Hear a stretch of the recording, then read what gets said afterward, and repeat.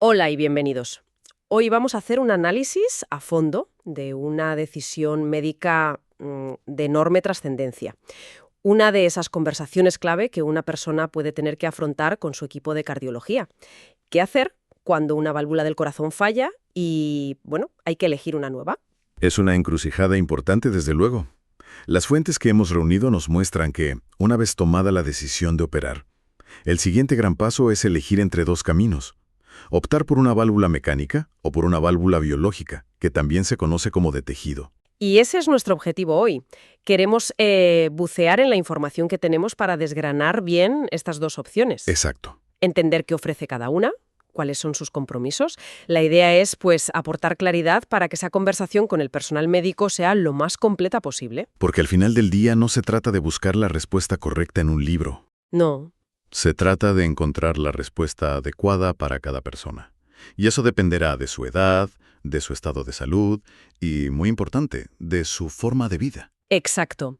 La pregunta que parece estar en el centro de todo esto es un verdadero equilibrio entre el ahora y el después, ¿no? Totalmente. ¿Qué se prioriza? Una solución diseñada para durar, digamos, toda la vida, a cambio de un tratamiento médico diario y constante. O, por otro lado, la libertad de no depender de ese tratamiento, pero asumiendo que quizás en el futuro pues, sea necesaria otra intervención. Vale, pues vamos a meternos de lleno con la primera opción. Nuestras fuentes son unánimes en algo. La gran baza de la válvula mecánica es su increíble durabilidad. Sí, es su característica estrella. Están fabricadas con materiales muy resistentes, como el carbono pirolítico, y están diseñadas para durar, indefinidamente. Indefinidamente. En la práctica, hablamos de una vida útil de 20, 30 años o incluso más. No se desgastan como el tejido biológico. Entiendo. O sea que si una persona relativamente joven, de 40 o 50 años, se somete a esta operación, la probabilidad de que necesite volver a pasar por el quirófano por la misma válvula es... Bajísima. Es bajísima. Es, en esencia, una solución para el resto de su vida. Esa es la gran promesa entonces. Esa es la gran promesa, sí. Una única gran intervención para solucionar el problema, de forma definitiva. Pero claro, esa durabilidad viene con una condición inseparable: un peaje diario. Y aquí es donde entra en juego la famosa warfarina, el anticoagulante. Entiendo que es un requisito indispensable, pero ¿por qué exactamente? Es una muy buena pregunta. La razón es puramente mecánica y biológica. El cuerpo es increíblemente bueno reconociendo lo que es suyo y lo que no. Claro. Y una válvula mecánica, por muy biocompatible que sea, es un objeto extraño. La sangre, al entrar en contacto con esta superficie, activa sus mecanismos de coagulación. Como si la válvula fuese una especie de herida que hay que cerrar. De alguna manera sí, tiende a formar pequeños trombos sobre ella. Y hay un segundo factor. A ver. Las piezas de la válvula son rígidas. El flujo de la sangre a alta velocidad puede hacer que algunos glóbulos rojos se rompan al chocar. Y esas células dañadas liberan sustancias que también estimulan la formación de coágulos. Entiendo. La warfarina lo que hace es contrarrestar todo eso. Exacto. Para decirlo de una forma sencilla, lo que hace es adelgazar la sangre para neutralizar esa tendencia natural del cuerpo a coagular. Vale, la sangre coagula en la válvula, lo entiendo, pero ¿cuál es el riesgo real? ¿Qué es lo peor que puede pasar si se forma uno de esos coágulos? Ahí está el verdadero peligro. Un fragmento de ese coágulo se puede desprender y se convierte en un viajero muy peligroso por el sistema circulatorio. Ya. Si viaja al cerebro, puede obstruir una arteria y provocar un ictus. Si llega a las arterias que irrigan el corazón, las coronarias, puede causar un infarto. El riesgo es muy serio. Por eso el tratamiento no es opcional, es vital. O sea que lo que parecía un simple requisito, tomar una pastilla, en realidad te condiciona mucho más. La dieta, las actividades... Vaya, es más complejo. Esto nos lleva a la vida diaria con la warfarina. Exacto. No es solo tragar una pastilla. Las fuentes lo describen como una gestión activa. Una gestión activa. Sí, requiere un compromiso y una atención constantes por parte de la persona. ¿Y qué implica esa gestión activa en el día a día? El material que hemos revisado entra en bastante detalle.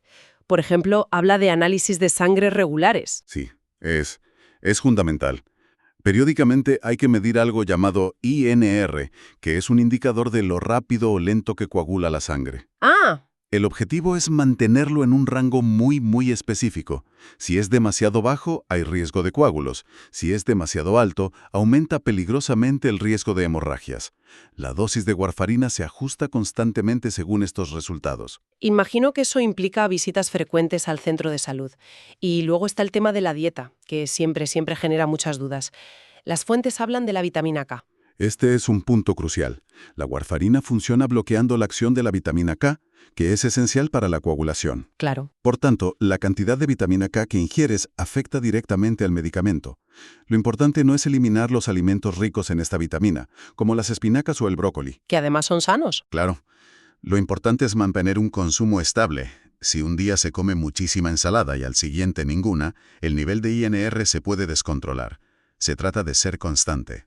Además de la dieta, también se menciona un mayor cuidado con las lesiones. ¿A qué se refiere exactamente? Pues se refiere a que, con la sangre menos capaz de coagular, cualquier herida sangra más. Y durante más tiempo.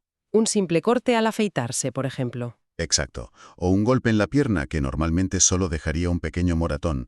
Todo puede tener consecuencias mayores. Y por supuesto, una caída o un accidente pueden provocar hemorragias internas graves. Para ponerle cifras a ese riesgo, las fuentes aportan un dato muy concreto que ayuda a dimensionarlo. Sí, lo fascinante aquí es el dato estadístico. Nos dice que cada año, entre 1 y 3 de cada 100 personas que toman warfarina experimentan un episodio de hemorragia interna grave. Es un número que, de entrada, impone cierto respeto. Sin duda. Pero es vital darle la vuelta para tener la imagen completa, algo que las propias fuentes hacen. A ver. Esto también significa que cada año, entre 97 y 99 de cada 100 personas no tienen ese problema grave. Ah, vale. Visto así, la perspectiva cambia. Es un riesgo real, pero la gran mayoría lo gestiona sin complicaciones mayores. Además, el riesgo no es igual para todos. Se calcula de forma individualizada. Entendido.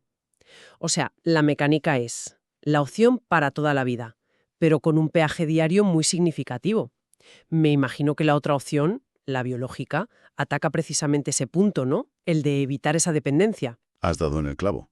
Ese es su principal argumento, por así decirlo.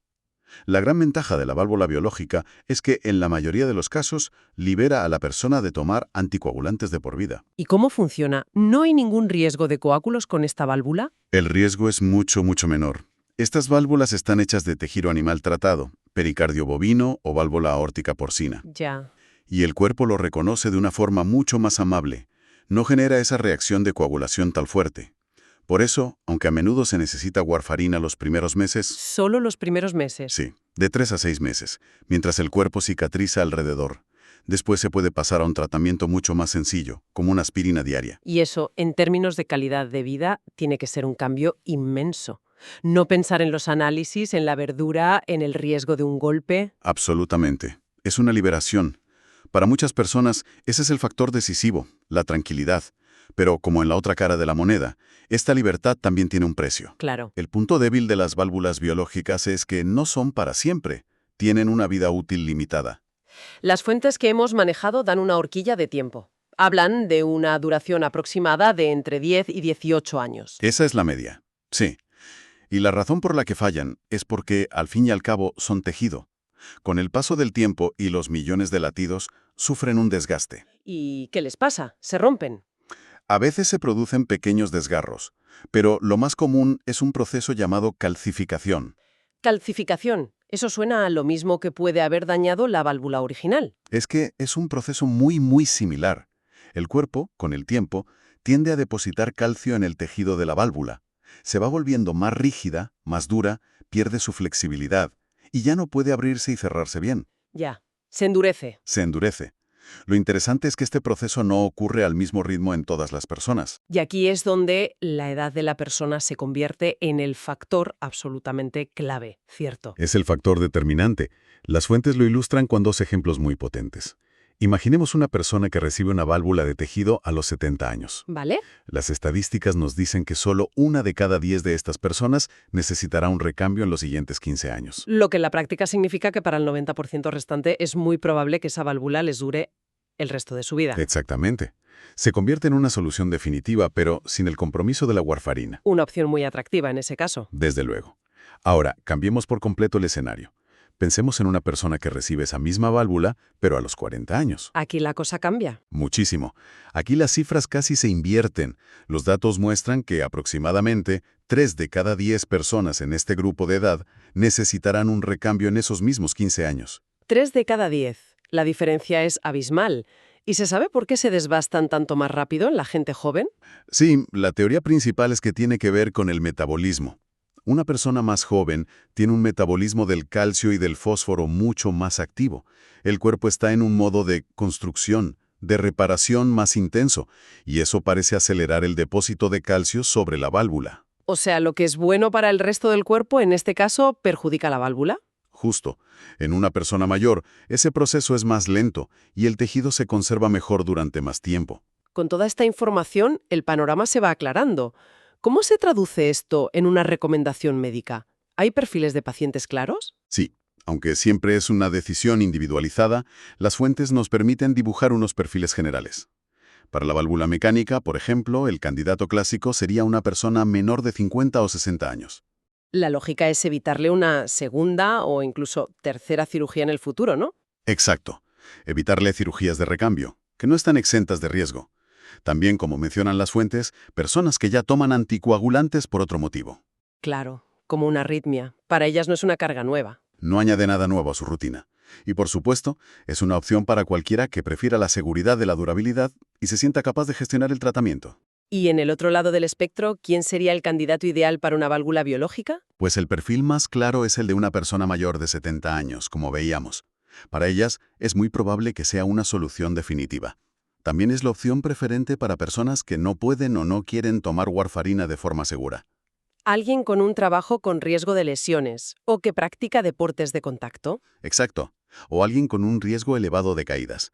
O simplemente alguien que valora por encima de todo no tener esa gestión diaria.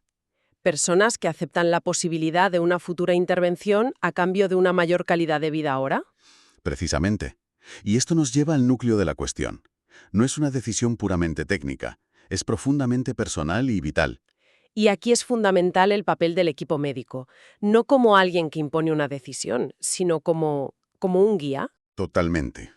Un buen equipo de cardiología no te dirá, esto es lo que vamos a hacer. Te dirá, estas son las opciones con estas ventajas y estos inconvenientes aplicados a tu caso. Te preguntarán por tu vida. Te preguntarán por tu estilo de vida, tus aficiones, tu profesión, tus miedos. ¿Qué genera más ansiedad? ¿La idea de una futura operación o la gestión diaria del anticoagulante? La respuesta a esa pregunta es tan importante como cualquier dato estadístico. Entonces, si tuviéramos que resumir el dilema final, nos quedamos con una elección muy clara entre dos filosofías. Así es. Por un lado, la válvula mecánica, una solución de altísima durabilidad, una apuesta por el larguísimo plazo, que exige a cambio una disciplina diaria. Y por el otro, la válvula biológica, la apuesta por la calidad de vida en el presente, libertad de esa medicación, pero con la conciencia de que su durabilidad es finita. No hay una elección fácil ni universalmente superior. Pero lo importante es que la decisión no se tome a ciegas. El objetivo de un análisis como este es precisamente dar las herramientas para que esa conversación con el cardiólogo y el cirujano sea un verdadero diálogo. Un diálogo entre expertos, ellos en la medicina y la persona en su propia vida. Exacto. Y todo esto, mirando hacia adelante, nos deja con una reflexión final muy interesante que las fuentes ya empiezan a apuntar. A ver. A medida que las técnicas para reemplazar válvulas se vuelven menos invasivas, ¿cómo podría cambiar este cálculo del riesgo? Ah. Ya existen procedimientos como el TAVI que permiten implantar una nueva válvula a través de un catéter, sin una gran cirugía a corazón abierto. Ah, claro, porque si la segunda o tercera operación ya no implica el trauma y el riesgo de una cirugía abierta tradicional, sino algo mucho más sencillo, la ecuación cambia por completo. Exactamente. El desgaste de una válvula biológica deja de ser un evento tan dramático si su reemplazo es un procedimiento de bajo riesgo y rápida recuperación. ¿Esto podría inclinar la balanza en el futuro? Podría inclinarla de forma masiva hacia las válvulas biológicas, incluso para personas mucho más jóvenes. Es un horizonte que está cambiando muy deprisa y que hará que esta conversación que hemos tenido hoy sea aún más matizada en los próximos años. Una perspectiva fascinante, sin duda. Gracias por habernos acompañado en este análisis a fondo. Hasta la próxima.